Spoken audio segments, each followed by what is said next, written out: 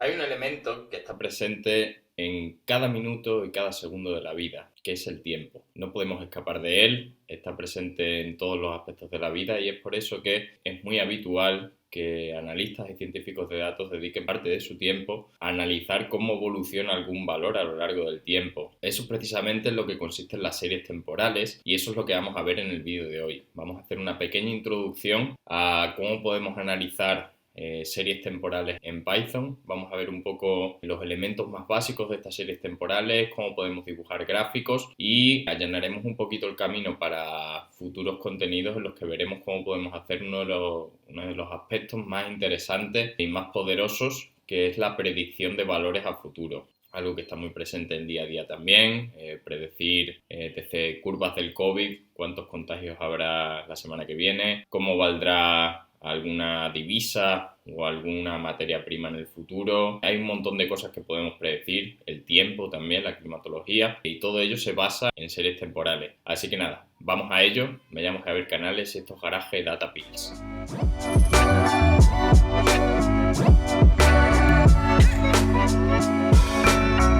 Como siempre, vamos a tener un cuaderno de Jupyter que vais a poder descargar en la descripción de este vídeo. Y nada, vamos a ver cómo podemos analizar series temporales en Python. Aquí os dejo una pequeña descripción de lo que hemos dicho en la introducción, o con lo que son esas series temporales, que las podemos definir como una sucesión de datos que vamos a medir a lo largo del tiempo, ya sea de forma cronológica o no cronológica. Y nada, aquí tenemos un gráfico con un ejemplo que a todos nos va a sonar, algo que ya parece cosa del pasado, pero quién sabe si no viviremos otra pandemia en el futuro. Y bueno, pues aquí tenemos pues esa famosa curva del COVID en el que a lo largo del tiempo se va a ir trazando el número de contagios que hay en una región, en un país determinado. Vamos a ver un poco cómo podemos analizar una serie temporal muy basiquita. La vamos a descargar de este archivo, de esta URL de GitHub, que la podéis descargar aquí. Y vamos a jugar con una serie temporal en el que vamos a tener básicamente dos columnas. Vamos a tener las fechas, la variable tiempo, que va a ir siempre en el eje de las X, en este caso en granularidad mensual. Y luego vamos a tener el número de pasajeros de una aerolínea. Es una base de datos, Passenger, que bueno, la vais a encontrar mucho en internet también, y por si queréis cacharrear sobre series temporales, es una base de datos que se utiliza mucho para poner en práctica un poco lo que vamos a ver aquí. Entonces, el primer punto siempre es descargar la base de datos, en este caso de GitHub. Hacemos el read CSV de pandas y aquí tenemos la pinta de nuestra base de datos que hemos guardado la variable de f. Tenemos 144 filas, así que también muy poquito. Y tenemos fechas, ¿vale? Que van desde el año 1949 al 1960. Y aquí tenemos pues la otra columna con el número de pasajeros. Entonces lo que nos va a interesar aquí a nosotros es analizar cómo evoluciona el número de pasajeros a lo largo del tiempo. ¿Para qué puede ser útil esto para una aerolínea determinada? Pues para saber predecir cuántos pasajeros va a haber en el futuro, predecir cuántos aviones va a tener que comprar en caso de que tenga muchos pasajeros o cuántos aviones va a tener que vender en caso de que hayan caído el número de pasajeros. Y si le metiésemos muchas más variables, en este caso es una base de datos que solo tiene dos columnas, pero si quisiéramos hacer análisis de series temporales multivariables, pues tendríamos muchas más columnas aquí, podríamos comparar cómo evolucionan diferentes variables a lo largo del tiempo y hacer diferentes métricas que harían nuestro análisis más complejo, pero que en aras de simplificar la cosa, pues hoy no lo vamos a ver, hoy nos vamos a quedar en un análisis univariable y nada. Continuamos aquí con un poquito de preprocesamiento, de inspección de nuestros datos. Vamos a ver que si hacemos un punto info, tenemos la variable tiempo que todavía está en tipo de dato object, que esto en pandas quiere decir un tipo string. Entonces lo que vamos a querer hacer aquí es convertirlo a formato fecha. Para ello utilizamos este código, utilizamos la función de pandas to datetime y lo que le vamos a decir aquí es el formato en el que está el string. Y entonces, ¿cómo lo hemos visto? Aquí arriba, pues tenemos el año, guión y mes. Pues eso es justo lo que metemos aquí. El año que se muestra siempre, cada valor de la fecha se muestra con el símbolo de porcentaje. El year, que es mayúscula, pues indica los años. El guión que le hemos dicho y luego los meses en números que se escribe en minúscula, la M minúscula, ¿vale? Cuando corremos la celda ya vemos que se ha convertido... Uy, tengo que correr la celda, perdona. ahora vemos que ya se ha convertido en formato datetime. ¿Por qué lo queremos en formato datetime? Porque así vamos a poder hacer un montón de manipulaciones, agrupaciones de datos, por ejemplo, por un tipo de fecha, ya sea agrupación anual, como veremos un poquito más adelante, o toda una serie de cálculos de estadísticos y manipulaciones de nuestros datos jugando un poco con los diferentes elementos de esas fechas. Vamos a convertir nuestra fecha en índice y ya vamos a hacer pues lo primero que queremos hacer cuando analizamos una serie temporal, que es analizar o hacer una visualización, que siempre va a ser un gráfico de línea en el que lo normal siempre va a ser que en el de las X tengamos la fecha, que lo tenemos aquí los años. Si hiciéramos zoom veríamos también los meses porque está en formato meses, y en el eje de las Y's pues tenemos el número de pasajeros, como podemos ver aquí. Podríamos calcular, bueno, aquí ya tenemos un poco la pinta que tiene la serie temporal, de aquí ya podríamos sacar algunas conclusiones. Vemos que a esa simple vista a lo largo de los años el número de pasajeros ha aumentado. Las subidas y bajadas de ese gráfico me muestran que puede haber cierta estacionalidad en nuestros datos. Luego explicaremos qué es la estacionalidad, pero podemos ver que en algunos meses hay más pasajeros que en otros, ¿vale? Y eso, pues, teniendo un poco idea de lo que pasa con los vuelos, pues podríamos aventurar que en los meses de invierno hay menos pasajeros que en los meses de verano, ¿vale? Que es cuando la gente suele estar de vacaciones. Para ver un poco mejor esa tendencia, lo que podríamos hacer es un resample, que lo que va a hacer es agruparme los datos en años, como hacer una especie de group by, pero que me vale... lo puedo hacer directamente sobre el formato fecha. Entonces aquí lo que le voy a decir es que me agrupe todos los datos por cada año y que me calcule la media. Entonces aquí lo que tenemos es la media anual de pasajeros.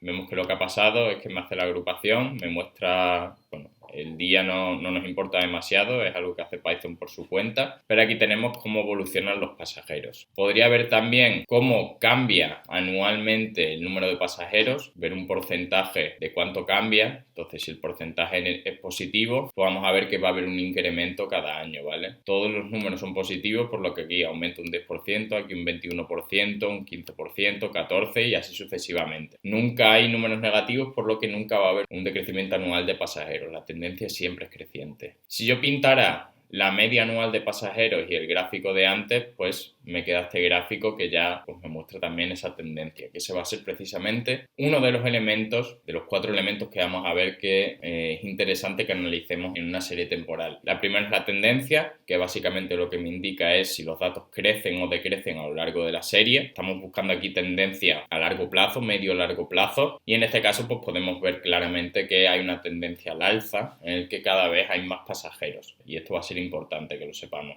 Siguiente elemento que vamos a ver, y aquí nos vamos a centrar un rato, va a ser la estacionalidad. ¿Qué es lo que me indica la estacionalidad? Básicamente que la evolución de los datos no está afectado por algún patrón constante, que en este caso pues serían, por ejemplo, las estaciones del año. Podría haber otras estacionalidades dependiendo del tipo de dato que analicemos. Por ejemplo, si fuera un restaurante, la estacionalidad, ¿cuál podría ser? Fines de semana, en el que podríamos ver que los fines de semana aumenta el número de clientes y los días de diario menos. Lo que nos importa aquí de la estacionalidad es que al final la evolución de los datos no dependen de una variable tiempo, ¿vale? Sino que si analizásemos continuamente, al final la media y la varianza de esas tendencias permanecerían constantes, ¿vale? A pesar de los saltos estacionales. El tercer elemento que vamos a ver va a ser la autocorrelación, que aquí vamos a ver básicamente cómo están asociados los datos del pasado con los inmediatamente anteriores. Y esto va a ser también un factor muy importante a la hora de analizar pues, la dependencia que hay, cómo se comportan los datos con los inmediatamente contiguos. Y esto también para modelizar estas series temporales, esa evolución, pues también va a ser muy útil. Y por último, nos queda un poco el ruido, la irregularidad o un poco los restos que conforman esa serie temporal. Me explico. Normalmente vamos a tener una serie que va a tener una tendencia, vamos a tener una estacionalidad también, y luego todos los valores que se alejen más o menos de la media que hemos trazado, de la evolución promedio de nuestros datos, pues ahí lo vamos a entender como ruido. Y ese ruido, dependiendo de la serie temporal, pues va a ser mayor o menor, significando esto que vamos a tener más o menos regularidad o datos extremos, por así decirlo, que se alejen de la media. Vamos a centrarnos un poquito más en la estacionalidad. Es un componente que siempre vamos a tener que estudiar. ¿Es estacionaria o no mi serie temporal? Es la pregunta que tenemos que hacernos. Y aquí lo vamos a poder calcular pues de varias maneras.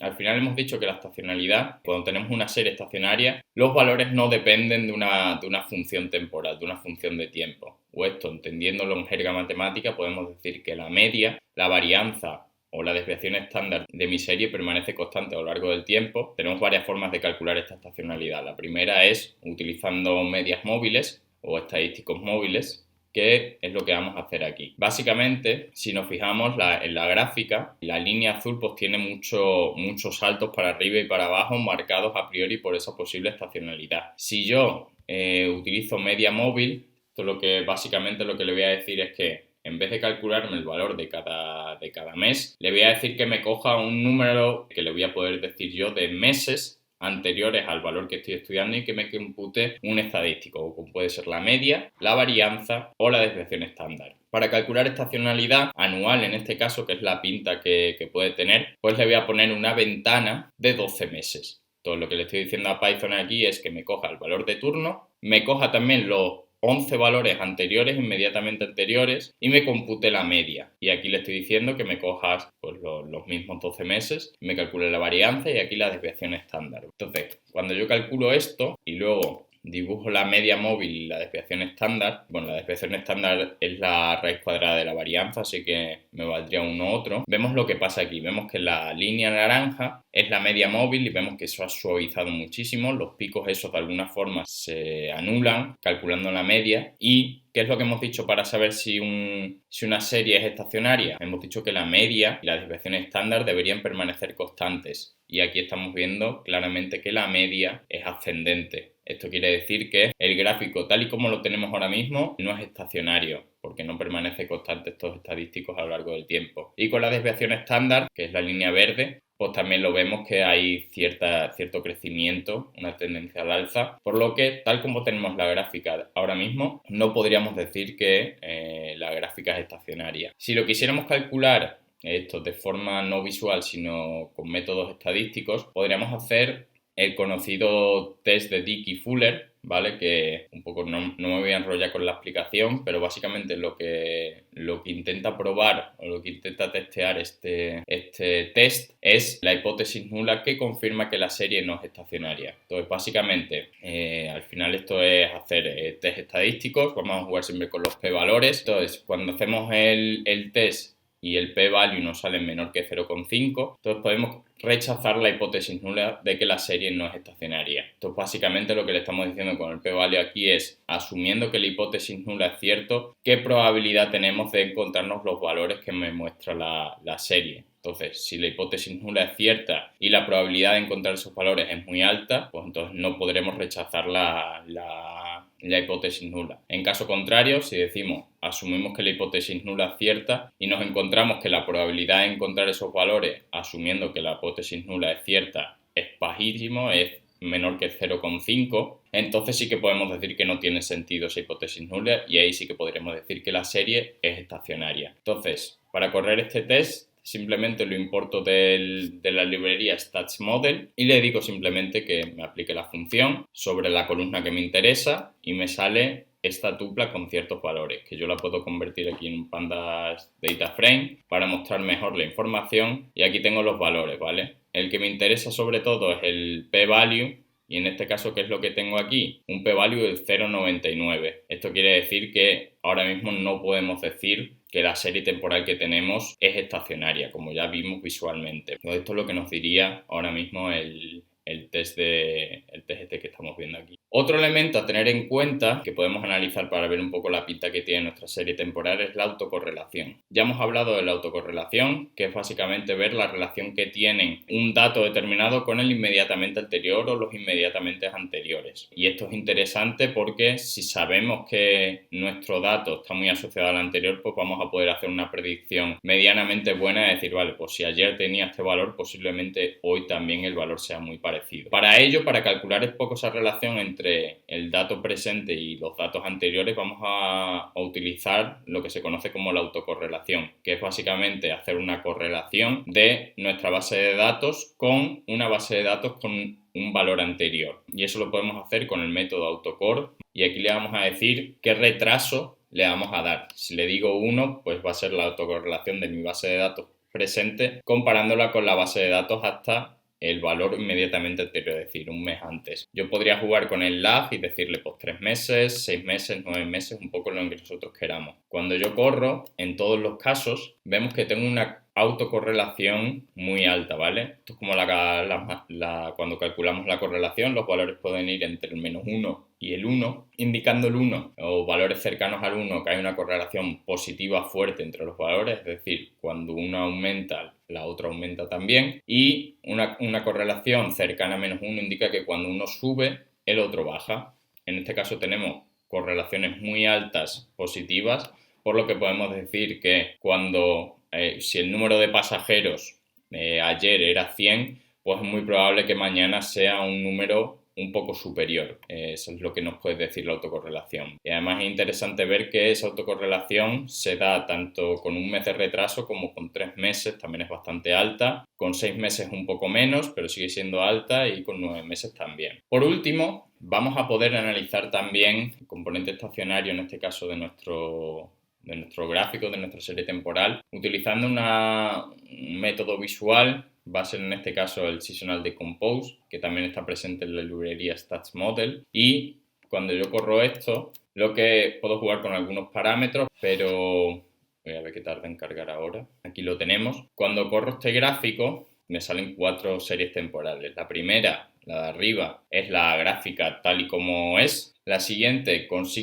al final estamos descomponiendo los diferentes elementos de esta serie temporal. Tenemos la tendencia, que vemos que es claramente al alza. Vemos también aquí el componente estacional, que vemos que aquí consigue aislármelo y se parece mucho, por lo que sí que hay un componente estacionario en mi gráfica. Y luego tenemos los residuos, que es el ruido del que hablamos al principio, y esto es básicamente cuánto se alejan los valores respecto a la media. Y vemos cómo a medida que pasa el tiempo tenemos valores, residuos que se alejan más de esa tendencia, que si nos fijamos precisamente vemos que los picos en los últimos años, a partir de 1956 y 58, 60, van aumentando cada vez más, y eso pues lo podemos ver aquí con estos residuos. Al final, ¿para qué tiene sentido analizar todos estos elementos de una serie temporal? Pues básicamente para poder modelizar el comportamiento de mis datos a lo largo del tiempo en vistas a poder hacer predicciones. Y esto es un tema aparte, ¿vale? Que ya requiere de mayor complejidad, pero tenemos que quedarnos con la idea de que yo, para hacer una predicción de lo que va a pasar mañana o el año que viene, yo voy a tener que analizar todos los elementos de los que hemos analizado y muchos otros. Y cuando digo muchos otros me refiero a otras variables que también pueden intervenir en mis predicciones. Por ejemplo, si yo quiero analizar el clima, voy a hacer un pronóstico del tiempo para esta semana. Yo voy a analizar la temperatura pasada, las lluvias pasadas, la presencia de nubes. Voy a analizar un montón de variables que se traducen en columnas en mi base de datos, y todo eso lo voy a meter en un modelo que, aparte de esas columnas, va a tener en cuenta si el clima en este caso es estacionario o no, que vamos a tener un componente estacionario, las estaciones, nunca mejor dicho, y en cada país o en cada región va a tener un comportamiento que de alguna forma va a haber un patrón que se repita anualmente, aunque con esto del cambio climático cada vez está más loco hacer buenas predicciones, y de hecho lo tenemos que entender precisamente así. Los patrones, las predicciones del tiempo antes eran más fáciles porque el clima era más o menos estable, funcionaba mucho más como un reloj, y ahora, como se está pues volviendo un poco todo un poco loco, pues esos patrones del tiempo cada vez son más difíciles de entender, son más impredecibles, y hace que los modelos para predecir el tiempo que tenemos pues fallen mucho más. Entonces, dependiendo de si hay estacionalidad o no, si hay tendencia o no, si hay más o menos variedad, las variables que le metamos, vamos a tener que utilizar unos modelos u otros, ¿vale? Y aquí entramos en el mundo de los modelos de predicción de series temporales, que los tenemos de todo tipo. Tenemos modelos regresivos que utilizan regresiones, tenemos modelos mucho más avanzados que ya utilizan técnicas de Machine Learning o de Deep Learning, que al final pues son modelos mucho más complejos y que me permiten hilar más fino, pero al mismo tiempo pues requieren de más poder computacional y son más complejos de entender. Para futuros vídeos trataremos de demostrar información también de algunos ejemplos de modelos predictivos de series temporales. Y nada, esperemos que os haya gustado este vídeo. Si tenéis dudas, dejadlos en los comentarios y os contestaremos encantados. Y si os ha gustado el vídeo, también animaros a suscribiros al canal, donde vamos a seguir publicando vídeos y contenidos relacionados con la ciencia de datos, y que esperemos que os puedan servir para seguir creciendo, seguir aprendiendo en este maravilloso sector, en este maravilloso mundo de los datos. Así que nada, nos vemos en próximos vídeos. Un saludo.